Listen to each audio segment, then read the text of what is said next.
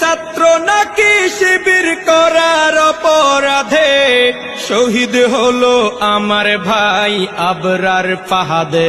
তুমি কেমন জালিম, তুমি কেমন জালিম ছিলে আমার বাংলাদেশের বুকে। হাজার আশা নিয়ে আমি কেন মরেছি দুঃখে। তুমি কেমন জালিম বলতে পারেন এই জালিম কি করেছে বলেন।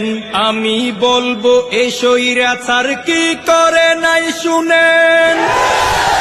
2006 সালে 28 অক্টোবরে রাস্তায় পিটিয়ে আমার ভাইকে হত্যা করে। শুরু থেকে এই জালিমের কাহিনী শুনেন। পিলখানাতে 57 অফিসার হত্যা করেন। তুমি কেমন স্বৈরাচার।